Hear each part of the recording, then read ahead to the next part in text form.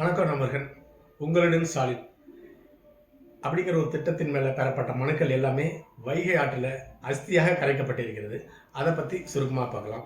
வீடியோவுக்கு சப்ஸ்கிரைப் பண்ணி சேனலுடைய வளர்ச்சிக்கு உதவுங்க. கூடவே பெல் பட்டன் ஆன் பண்ணி வைங்க. அப்போ தான் சேனலில் போகிற வீடியோ உங்களுக்கு நோட்டிஃபிகேஷனில் கிடைக்கும். சரி, இப்போ வீடியோவுக்கு போகலாம். உங்களுடன் ஸ்டாலின் திட்டத்தில் பொதுமக்களிடமிருந்து பெறப்பட்ட மனுக்கள், அந்த மனுக்களில் அவங்க என்ன கோரிக்கை வச்சுருந்தாங்களோ அந்த கோரிக்கைகள்லாம் நிறைவேற்றப்பட்டதோ இல்லையோ, அந்த மனுக்கள் எல்லாமே மொத்தமாக வைகை ஆற்றில் சின்ன சின்ன போட்டா செஞ்சு அனுப்பிச்சிருக்காங்க. இல்லைனா அஸ்தியாக கரைக்கப்பட்டிருக்கிறது என்று எடுத்துக்கொள்ளலாம். அதுதான் சரியாக இருக்கும். அடுத்ததாக, இப்படி அரசியல்வாதிகளால் பெறப்பட்ட மனுக்கள் எல்லாமே வழக்கமாக மளிகை கடையிலையும் பீடா கடையிலும் கொடுப்பாங்க. இல்லைனா போண்டா மடிக்கிறதுக்கும் சுண்டல் மடிக்கிறதுக்கும் மளிகை பொருள் மடிப்பதற்காக வழக்கமாக இந்த மனுக்கள் எல்லாமே அனுப்பி வைக்கப்படும். இந்த முறை என்ன நடந்ததோ தெரியல, மிகப்பெரிய அளவில் ஏராளமான மனுக்கள் வந்ததுனால மளிகை கடைக்காரங்களும் போண்டா கடைக்காரங்களும் இந்த மனுக்கள்லாம் வேலைன்னு சொல்லிட்டாங்களா இருக்குது. அதனால் இந்த மனுக்கள் எல்லாமே வைகை ஆற்றில் அஸ்தியாக கரைக்கப்பட்டிருக்கிறது.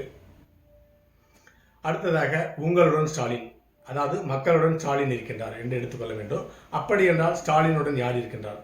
முதல்வர் ஸ்டாலினுடன் அவர்களுடைய குடும்ப உறுப்பினர்களும் உதயநிதி ஸ்டாலின் அவர்களுடைய பினாமிக்களும் வட்டம் மாவட்டம் எம்எல்ஏ அமைச்சர், இப்படி ஊழல் பணத்தை வெள்ளையாக்கக்கூடிய ஒரு கூட்டம் ஸ்டாலின் அவர்களுடன் இருந்து கொண்டிருக்கிறது. அடுத்ததாக, துதி பாடும் கூட்டம், தலைமை குடும்பத்தோட துதி பாடுற கூட்டம் அவர்களுடன் இருந்திருக்கிறது. அப்படி என்றால் மக்களுடன் யார் இருக்கிறார்? மக்களுடன் யாருமே கிடையாதுங்க. மக்களுடன் மக்கள் தான் இருந்திருக்காங்க. தொடர்ந்து 75 வருஷமா 5 ஆண்டுகளுக்கு ஒரு முறை தேர்தல் நடக்கும் போதெல்லாம் வருகின்ற அரசியல்வாதி நம்மளுக்கு நல்லது செய்வாங்க அப்படின்னு சொல்லிட்டு ஒவ்வொரு முறையும் ஓட்டு போட்ட மக்களுடன் இணைந்திருக்கிறார்கள். அடுத்ததாக, ஆளுங்கட்சியாக இருந்தாலும் சரி எதிர்கட்சியாக இருந்தாலும் சரி யாருமே நல்லது செய்ய போறதில்லை. கூடவே நீதிமன்றங்களும் சட்டமும் நமக்கு எதுவுமே செய்ய போகிறதில்லை அப்படிங்கிற ஏமாந்த முகத்துடன் மக்கள் விழி வைத்து காத்து கொண்டிருக்கிறார்கள். 2026 சட்டமன்ற தேர்தலுக்கு மீண்டும் ஓட்டு போட்டு ஏமாந்து போகிறதுக்காக முதல் நாளே 1000 ரூபாய் கொடுத்துட்டா போதும். 5 மணிக்கு அலாரம் வச்சு முதல் ஆளாக போய் வாக்குச்சாவடியில் போய் மக்கள் ஓட்டு போட தயாராக இருக்கிறார்கள். எதற்கும் மக்கள் துணிந்து விட்டார்கள்.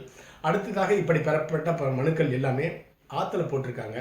இது மிகப்பெரிய ஒரு சதித்திட்டம் நடந்திருக்கிறது. இந்த சதித்திட்டத்தில் எதிர்கட்சிகள் கூட ஈடுபட்டிருக்கலாம், அல்லது பாகிஸ்தானுடைய சதியாக கூட இருக்கலாம்.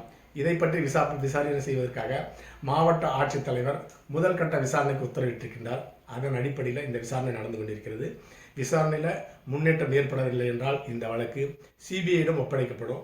சிபிஐயில் எந்த விதமான முன்னேற்றம் அடையவில்லை என்றால் எஃபிஐயிடம் இந்த வழக்கு விசாரணைக்கு ஒப்படைக்கப்படும். எஃபிஐயா அப்படின்னா அமெரிக்க புலனாய்வு அமைப்பு. அதனுடன் கூட இந்த வழக்கு ஒப்படைக்கப்படும்னா கண்டிப்பாக ஒப்படைக்கப்படும். ஏன்னு கேட்டீங்கன்னா, சாதாரண மக்களுடைய மனுக்கள் ஆற்றில் வீசப்பட்டிருக்கிறது. அந்த குற்றத்தை கண்டுபிடிப்பதற்காக எத்தனை 1000 கோடி செலவானாலும் பரவாயில்ல, தமிழ்நாடு அரசு அதை விட்டு கொடுக்காது. இப்படி இந்த மனுக்கள் ஆற்றில் வீசப்பட்டவர்கள் மீது மிக கடுமையான நடவடிக்கை எடுக்கப்படும். அதே போலவே ஜாமீனில் வெளிவரும் அளவுக்கு வழக்கு பதிவு செய்யப்படும். இந்த வழக்கு உச்சநீதிமன்றத்துக்கு சென்றேனும் நியாயம் பெற்றுத்தர தமிழக அரசு நடவடிக்கை எடுக்கும். அடுத்ததாக, இந்த மனுக்களை இனிமேல் மக்கள் யாரிடம் கொடுக்குது அப்படிங்கிற ஒரு சந்தேகம் ஏற்பட்டிருக்கு. ஏன்னு கேட்டிங்கன்னா, முதலமைச்சரிடம் சென்று நிவாரணம் பெறுவதற்காக பெட்டியில் போடப்பட்ட மனுக்கள் எல்லாமே வைகை ஆற்றுல போட்டுட்டாங்க. அதனால் இந்த மனுக்கள் நீங்கள் எந்த ஆட்சிக்கு வந்தாலும் அந்த அரசியல்வாதியும் கொடுக்க தேவையில்லை. பக்கத்தில் இருக்கிற ஆற்றுல போட்டு போயிட்டீங்கன்னா அந்த மனுக்கள் நேரடியாக ஆற்றில் அடித்து செல்லப்பட்டு சென்னையில் இருக்கிற அடையார் ஆற்றில் சென்றடையும்.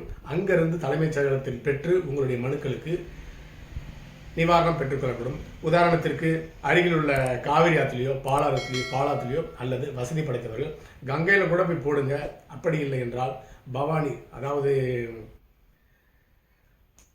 கூடுதுறை பவானியில் போட்டிங்கன்னா உங்களுக்கும் புண்ணியம் கிடைக்கும், அந்த மனுவுக்கும் புண்ணியம் கிடைக்கும். உடனடியாக உங்களுடைய கோரிக்கை நிறைவேற்றப்படும்.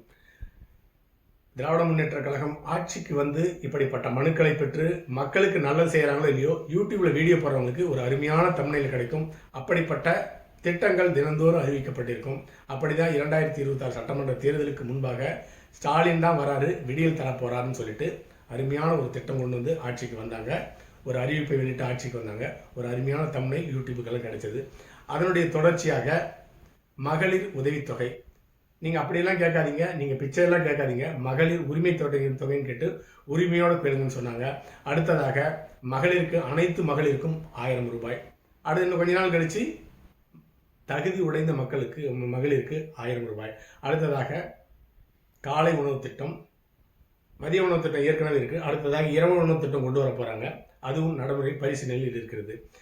மக்களுடைய 90-50% மக்களுக்கு 2026 சட்டமன்ற தேர்தலில் திராவிட முன்னேற்ற கழகம் எந்த வாக்குறுதியை கொடுத்ததோ அதில் 90-50% வாக்குகளை 99% வாக்குகளை நிறைவேற்றிவிட்டார்கள். அதாவது மற்ற ஆட்சியாளர்கள் 50 ஆண்டுகளில் நிறைவேற்றப்பட வேண்டிய திட்டத்தை எல்லாமே திராவிட முன்னேற்ற கழகம் 5 வருஷத்தில் நிறைவேற்றிட்டாங்க. அந்த அளவுக்கு மிக அற்புதமான ஆட்சி நடத்தி கொண்டிருக்கிறார்கள். ஒரே ஒரு செங்கல்ல வச்சு மதுரையினுடைய எய்ம்ஸை கட்டி முடிச்சிட்டாங்க. அடுத்ததாக நீட் தேர்வு ரத்து செய்து முடித்து விட்டார்கள். இன்னும் ஒரே ஒரு சதவீத பாக்கி மட்டும்தான் அவர்களுடைய சொன்ன அறிவிப்பு பெண்டிங் இருக்கு. அது என்னன்னு கேட்டிங்கன்னா 2026 சட்டமன்ற தேர்தலுக்கு முன்னதாக ஒரு 10,000 கோடி ரூபாயை சேட்டலைட் ஊடகங்களுக்கும் டிஜிட்டல் ஊடகங்களுக்கும் கொடுத்து அவர்கள் நிறைவேற்ற திட்டத்தை அறிவிக்கப்பட போகிறார்கள். எல்லா திட்டத்தையும் நிறைவேற்றிட்டுன்னு சொல்லி போகிறார்கள். நீங்கள் எல்லா திட்டத்தையும் நிறைவேற்றிட்டீங்களா இல்லையான்னு சொல்லி பார்த்தீங்கன்னா உங்களுக்கு தெரியாது. அதன் காரணமாக நாங்கள் அறிவிப்பாக வெளியிடுறோம், அறிவிச்சுட்டு அதாவது செஞ்சு முடிச்சிட்டோன்னு அதை நீங்கள் ஏற்றுக்கொண்டு 2026 சட்டமன்ற தேர்தலுக்கு மீண்டும் எங்களுக்கே வாக்களியுங்கள் அப்படிங்கிறதுக்காக தான் அந்த 10,000 கோடி ரூபாய் சேட்டலைட் ஊடகங்களுக்கும் டிஜிட்டல் ஊடகங்களுக்கும் திராவிட முன்னேற்ற கழகம் செலவிடப் போகிறது. அடுத்ததாக சென்னையில் மழைநீர் பாதிப்பு இப்போ சீசன் தொடங்கிருச்சு.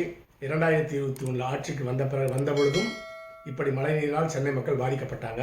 2001, 2021, 22, 23, 24 4 வருஷம் 5,000 கோடி ரூபாய் ஒவ்வொரு வருடம் செலவிட்டு அந்த மழைநீர் வடிகால் பணிகளை செஞ்சுருக்காங்க. இப்போ 2026 மழைநீர் பருவமழை தொடங்கிவிட்டது. இப்போயும் 5,000 கோடி ரூபாய் செலவு பண்ணி 99% பணிகளை நிறைவேற்றி விட்டார்கள். எங்கே நிறைவேற்றி விட்டீர்கள் என்று நிருபர்கள் கேள்வி கேட்டால் கழுத்தளவு தண்ணியில் நின்று மேயர் அவர்களும் சேகர் பாபு அவர்களும் பதில் சொல்லுவாங்க. 99% நிவாரணப் பணிகள், இந்த மழைநீர் பணிகள் நிறைவேற்றி விட்டதுனால தான் கழுத்தளவுக்கு தண்ணியில் நின்று பேசிகிட்டு இருக்கோம். அதை நாங்கள் செலவு செஞ்சு நிவாரணம் செய்யவில்லை என்றால் ஒரு பணமள உயரத்துக்கு தண்ணி தேங்கி இருக்கும் அப்படின்னு சொல்லிட்டு பதில் சொல்வார்கள். அடுத்ததாக அரசு ஊழியர்களுடைய கோரிக்கை. நாங்கள் ஆட்சிக்கு வந்தால் பழைய ஓய்வூதிய திட்டம், சம்பளம் அதிகரித்து தரோம், புதிய ஆட்களை வேலைக்கு சேர்க்கிறோம், இளைஞர்களுக்கு ஏராளமான வேலை வாய்ப்புகளை தரோம், இப்படி ஏராளமான திட்டங்களை எல்லாம் அறிவித்தாங்க. அந்த திட்டத்திலையும் 99% நிறைவேற்றி விட்டார்கள். இன்னும் ஒரே ஒரு சதவீதம் தான் இருக்குது. அந்த ஒரே ஒரு சதவீதத்தையும் மீண்டும் 2026 சட்டமன்ற தேர்தலுக்கு அரசு ஊழியர்களும் பட்டதாரி இளைஞர்கள் வாலிபர்கள் எல்லாம் ஓட்டு போட்டிங்கன்னா 2026 சட்டமன்றத்தில் வெற்றி பெற்று உங்களுக்கு அந்த கோரிக்கை நிறைவேற்றி தரப்படும். அதை நீங்கள் நேரடியாக வந்து மனுக்களாக தர தேவையில்லை.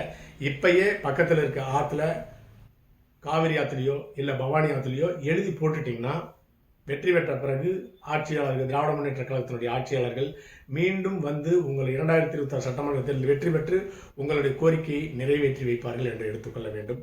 அடுத்த பதிவில் சந்திக்கலாம். நன்றி.